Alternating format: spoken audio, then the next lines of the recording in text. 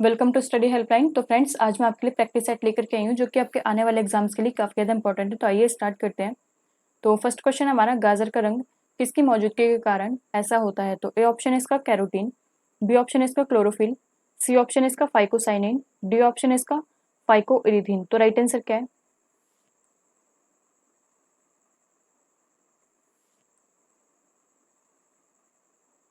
इसका right answer आपका option number A, carotene के कारण जो है गाजर का रंग ऐसा होता है। तो आप ये याद रखिएगा, लाल होता है गाजर का रंग। आइए इसके बारे में और जान लेते हैं।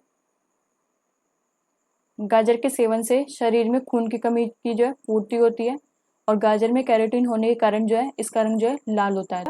नेक्स्ट क्वेश्चन पे चलते हैं। तो सेकंड क्वेश्चन हमारा, बादल फटने से क्या अभिप्राय है? तो ए ऑप्शन है इसका कृत्रिम वर्षा का निर्माण, बी ऑप्शन है इसका भयंकर तूफान के साथ असाधारण रूप से भारी बारिश होना, सी ऑप्शन है इसका आसमान में बिखरे हुए बादलों की मौजूदगी, डी ऑप्शन है इसका मेघाचन मौसम में फसल के बीज बिखराना। तो राइट आंसर क्या है?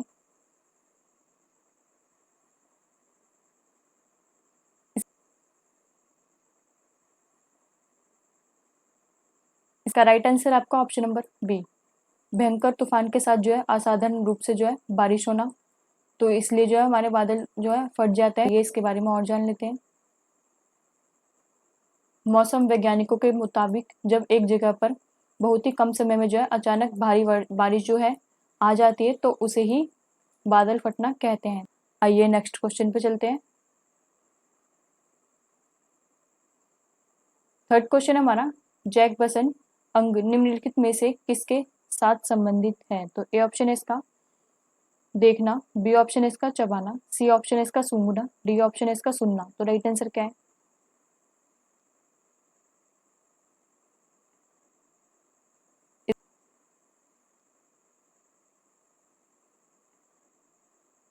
इसका राइट आंसर आपका ऑप्शन नंबर सी, ये सूंघना से संबंध है इसका जैक बेसन का। तो आप ये याद रखिएगा, जैक बेसन जो है आपका सूंघने से संबंधित है। जैसे सांप में जो है सूंघने की क्षमता ज्यादा होती है, तो उसी से रिलेटेड है आपका ये। नेक्स्ट क्वेश्चन पे चलते हैं। फोर्थ क्वेश्चन हमारा, त्रिभाषा सूत्र की सिफारिश किस समिति ने की थी? तो ए ऑप्शन है इसका राज समिति, बी ऑप्शन है इसका कोठारी समिति, डी ऑप्शन है इसका राजा मंडार समिति, डी ऑप्शन है इसका दत्त समिति। तो राइट आंसर क्या है? इस, इस, इसका राइट आंसर आपका ऑप्शन नंबर बी, कोठारी समिति से जो है संबंधित है त्रिभाषा सूत्र। तो आप ये याद रखिएगा। आइए इसके बारे में और जान लेते हैं। 1961 में आयोजित मुख्यमंत्रियों के सम्मेलन के दौरान 3 सूत्रीय भाषा का आविष्कार किया गया। राष्ट्रीय शिक्षा आयोग, जिसे कोठारी आयोग के नाम से भी जाना जाता है, यह राष्ट्रीय शिक्षा नीति 1968 द्वारा जो है की गई थी। नेक्स्ट क्वेश्चन पे चलते हैं। तो फिफ्थ क्वेश्चन हमारा, समुद्री शैवाल से निम्नलिखित में से कौन सा तत्व मिलता है? तो ए ऑप्शन है इसका आयोडीन, बी ऑप्शन है इसका वेनेडियम, सी ऑप्शन है इसका ऑर्गन, डी ऑप्शन है इसका सल्फर। तो राइट आंसर क्या है?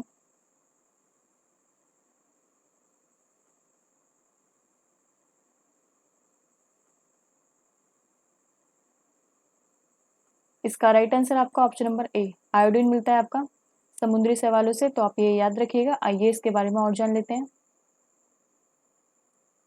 समुद्री शैवाल में जिंक और एंटीऑक्सीडेंट्स भी पाया जाता है, जो रोग प्रतिरोधक क्षमता को मजबूत बनाने में जो है सहायता करता है। नेक्स्ट क्वेश्चन पे चलते हैं।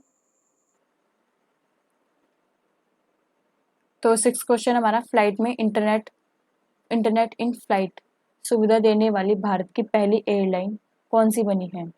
जो आपकी एयरलाइन जो है, जो फ्लाइटों में इंटरनेट आपकी प्रदान कर दी है, तो वह ऐसी कौन सी पहली भारत की एयरलाइन है जिसने यह सुविधा प्रदान की है? तो इसके ऑप्शन देख लेते हैं।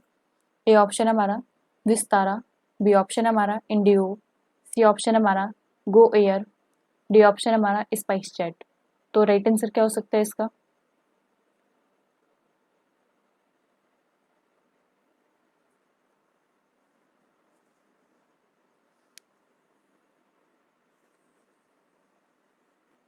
इसका राइट आंसर है ऑप्शन नंबर ए, विस्तारा इसका राइट आंसर है। विस्तारा एक ऐसी भारत की पहली एयरलाइन है जिसने फ्लाइट में जो है इंटरनेट की जो है सुविधा प्रदान की है। तो आइए और जान लेते हैं। ऑप्शन नंबर ए इसका राइट है, विस्तारा। यह सुविधा देने वाली भारत की पहली कंपनी विस्तारा एयरलाइन ने बोइंग 787 से लेकर के 9 तक ड्रीम लाइनर की उड़ान के दौरान मुफ्त वाईफाई की सुविधा देने की घोषणा की है। ये जो आपकी ड्रीम लाइनर की जो उड़ान है, जो सपनों की उड़ान है, उसमें जो है मुफ्त वाईफाई देने की जो है यह सुविधा प्रदान की गई है, वो भी किसने, विस्तारा ने। तो आइए नेक्स्ट क्वेश्चन पे चलते हैं। तो 7वां क्वेश्चन है हमारा, रक्षा अनुसंधान एवं विकास संगठन, इसकी फुल फॉर्म क्या है आपकी, डीआरडीओ की, defence research and development organisation की स्थापना कब हुई थी। तो इसके ऑप्शंस देख लेते हैं। डीआरडीओ की स्थापना कब हुई थी, तो ए ऑप्शन है इसका 1952 में, बी ऑप्शन है इसका 1961 में, सी ऑप्शन है इसका 1958 में, डी ऑप्शन है इसका 1966 में। तो राइट आंसर क्या हो सकता है इसका?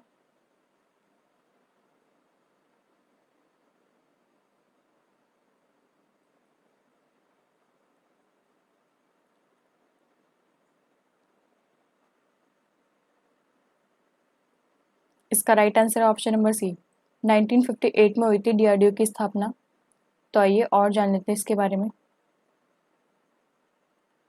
ऑप्शन नंबर सी इसका राइट है, 1958 में, 1958 में। इस संस्थान की स्थापना 1958 में भारतीय थल सेवा एवं रक्षा विज्ञान संस्थान के तकनीकी विभाग के रूप में की गई थी। किस रूप में की गई थी? थल सेना और रक्षा विज्ञान संस्थान के तकनीकी विभाग के रूप में जो है इसकी स्थापना की गई थी। तो आइए नेक्स्ट क्वेश्चन पे चलते हैं। तो 8 क्वेश्चन है हमारा, अंतरिक्ष यानी कि स्पेस में पहुंचने वाला प्रथम व्यक्ति कौन था। जो आपका अंतरिक्ष है उसमें स्पेस में पहुंचने वाला प्रथम व्यक्ति कौन है, तो इसके ऑप्शन देख लेते हैं।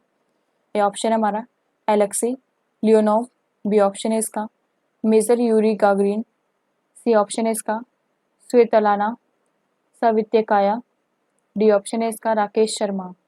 तो राइट आंसर क्या हो सकता है इसका?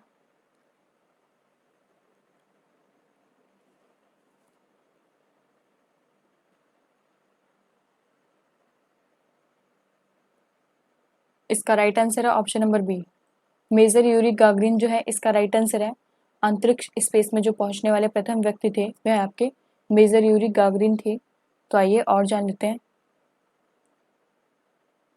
इसका राइट ऑप्शन है आपका option number B, major Yuri Gagarin थे जो अंतरिक्ष में पहली बार गए थे। अंतरिक्ष में प्रथम व्यक्तियों की सूची जो है, अंतरिक्ष में जाने वाला प्रथम व्यक्ति कौन था आपका, इंसान यूरी गागरिन था। तो आइए नेक्स्ट क्वेश्चन पे चलते हैं। तो 9th क्वेश्चन है हमारा, रक्त के प्लाज्मा ब्लड प्लाज्मा में सबसे अधिक होता है। तो रक्त के प्लाज्मा जो है उसमें सबसे ज़्यादा क्या होता है, तो इसके ऑप्शन देख लेते हैं। ए ऑप्शन हमारा जल, बी ऑप्शन हमारा हार्मोन्स, सी ऑप्शन हमारा एंटीबॉडी, डी ऑप्शन हमारा लिम्फ। तो राइट आंसर क्या हो सकता है इसका?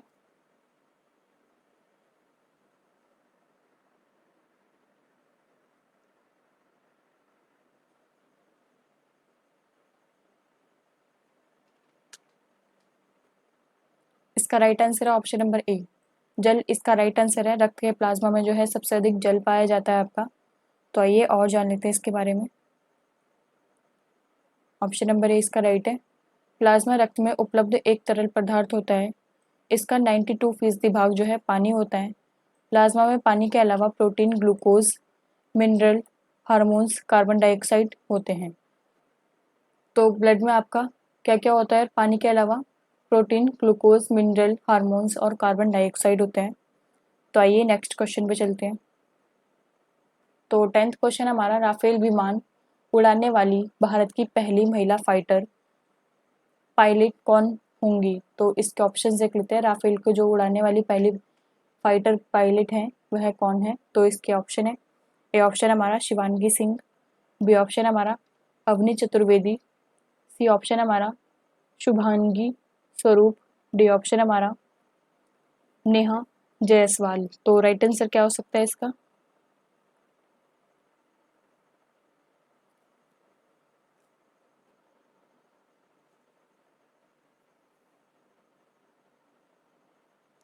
इसका राइट आंसर है option number A, Shivangi Singh जो है इसका राइट आंसर है। राफेल विमान को उड़ाने वाली जो भारत की पहली फाइटर पायलट हैं वह आपकी शिवांगी सिंह है। तो आइए और जान लेते हैं इनके बारे में। ऑप्शन नंबर ए इसका राइट है, Shivangi Singh. Flight lieutenant Shivangi Singh Rafale लड़ाकू विमान उड़ाने वाली भारत की पहली महिला पायलट होगी। बनारस की रहने वाली शिवांगी 1 महीने से अंबाला में राफेल कनवारस ट्रेनिंग ले रही हैं। जो आपकी शिवानी हैं वह आपकी 1 महीने से जो है पहले से ही अंबाला में जो है इसकी ट्रेनिंग ले रही हैं। तो यह आपकी पहली भारतीय महिला बनी है पायलट को उड़ाने वाली। तो आइए नेक्स्ट क्वेश्चन पे चलते हैं। तो 11वां क्वेश्चन हमारा, पृथ्वी पर दिन रात बराबर होते हैं। जो आपकी पृथ्वी है उस पर दिन रात कब बराबर होते हैं, तो इसके ऑप्शन देख लेते हैं। ए ऑप्शन हमारा 21 जून और 22 दिसंबर को। बी ऑप्शन हमारा 23 दिसंबर और 21 मार्च को। सी ऑप्शन हमारा 21 मार्च एवं 22 दिसंबर को। डी ऑप्शन हमारा 23 सितंबर एवं 21 मार्च को। तो राइट आंसर क्या हो सकता है इसका?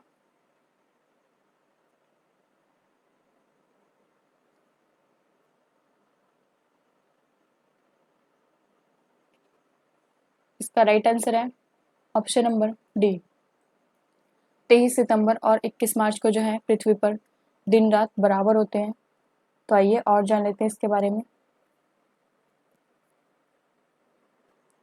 ऑप्शन नंबर डी इसका राइट है, 23 सितंबर और 21 मार्च को जो है दिन रात बराबर होते हैं। प्रत्येक वर्ष में 2 दिन यानी कि 21 मार्च और 23 सितंबर को जो है दिन रात बराबर होते हैं। सूर्य के उत्तरी गोलार्ध और विषुवत रेखा पर होने के कारण ही 23 सितंबर को जो है दिन रात बराबर होते हैं। ये जो आपके उत्तरी गोलार्ध और विषुवत रेखा पर जो है इस पे होने के कारण जो है आपके 23 सितंबर और दिन रात जो है बराबर होते हैं, 23 सितंबर को और 21 मार्च को। तो आइए नेक्स्ट क्वेश्चन पे चलते हैं। तो 12th क्वेश्चन हमारा, अंतर्राष्ट्रीय तिथि रेखा इंटरनेशनल डेट लाइन का निर्धारण किस वर्ष किया गया था? तो आपकी अंतर्राष्ट्रीय जो तिथि रेखा है उसका जो है निर्धारण किस वर्ष किया गया था? तो इसके ऑप्शन देख लेते हैं। ए ऑप्शन हमारा 1955, बी ऑप्शन हमारा 1896, सी ऑप्शन हमारा 1997, डी ऑप्शन हमारा 1884। तो राइट आंसर क्या हो सकता है इसका?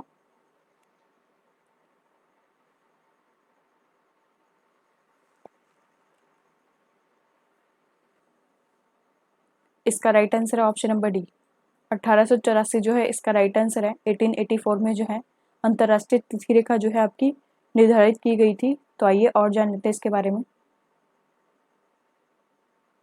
ऑप्शन नंबर डी इसका राइट है, 1884।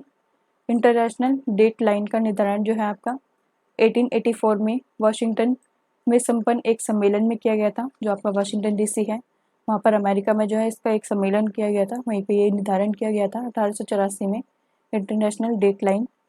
तो दोस्तों आज के लिए बस इतना ही। अगर आपको ये वीडियो अच्छी लगी हो तो प्लीज़ इसे लाइक करें, शेयर करें, सब्सक्राइब करें हमारे चैनल को। तो मिलते हैं आपको ऐसी अगली वीडियो में। आज के लिए बस इतना ही। Thank you.